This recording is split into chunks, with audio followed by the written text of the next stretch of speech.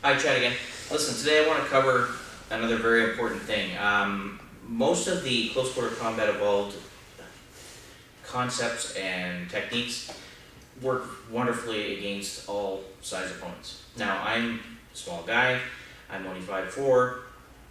It is very rare, unless I'm fighting a 10-year-old, that I'm going to be up against somebody my own size. So, I want to cover the big one, right? How do I avoid a larger attacker's power and strength and intimidation, force, all of that?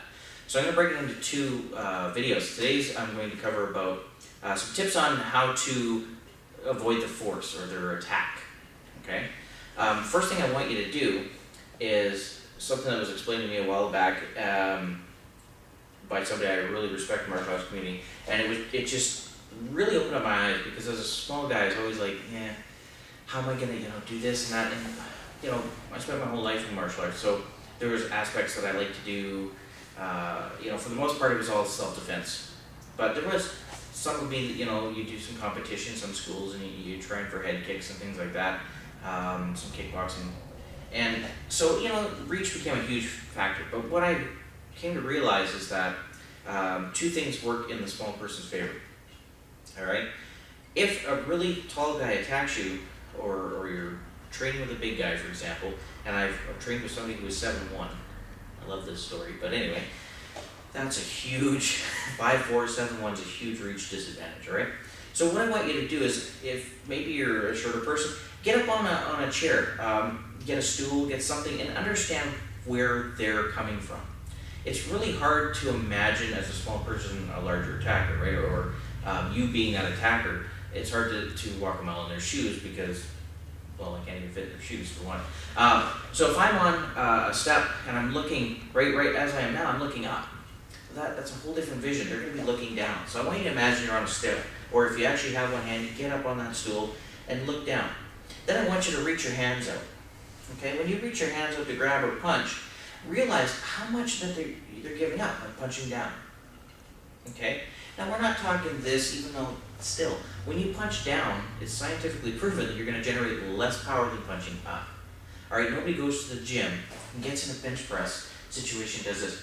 Oh yeah, right? They're on a declined bench to do that, right? So when you put that in perspective, standing, nobody does this. That's just not where the power goes, right? Your gravity pulls us towards our body, so it's out and up. So imagine that, right there. We get more power coming in. We have to get closer. That's the other thing. So the only other tip I'm going to give you today, I want to keep this quick. We're going to touch on this a lot later. I'm going to have a whole video on it, a whole DVD. But imagine that they're swinging at you, whether it's a punch, a kick, maybe they're coming up with round kicks or something like that, and you're in a distance with them. So the very first thing is, and you see this all the time when people say circle away from the power. All right, it's such a simple concept. And people do this in sport a lot, and most people think they really understand it, and a lot do. But just in case you're brand new to self-defense, you're brand new to martial arts, you don't really understand that concept yet, this will really put it in perspective for you. So the first thing is, we understand that punching down is a hindrance, and even, it's going to take them longer to kick, things like that. So now they throw that kick. If the kick was their right leg, and they're going to kick towards this leg, for example, I'm going to go where the power is going to end up. I don't want to go into a shot. I want to go away from that shot. So if the kick comes in, this does two things. Say he's going to hit me with the bottom third of his shin, right? He knows what he's doing. He's going to connect right here at the bottom third of his shin. Now, his foot would be back here somewhere, right? So as I step and I make that circle, look what happens to the distance. I'll be lucky if his toes touch me, just by taking that circling step out. So when you're faced with a larger opponent, and this could be a nightclub, this could be anywhere, as long as you've got some room to move, all you have to do is make sure that you can circle one way or the other. All right, in a street situation, you're not going to be dancing around like you are in a ring. So what I mean by that is get ready to go one way or the other. For that to happen, don't get into this set stance. Don't get into like, hey, it's on now and I'm going to be here, because now I could be committing some really bad habits. If it's a street situation, or I'm clearing a room or whatever, I might have my weapon, I'm gonna be in a combat stance, which isn't too wide, it's not too deep. I'm here, I'm able to move any which way I need to go. Alright, you're gonna notice that they're gonna move a certain way.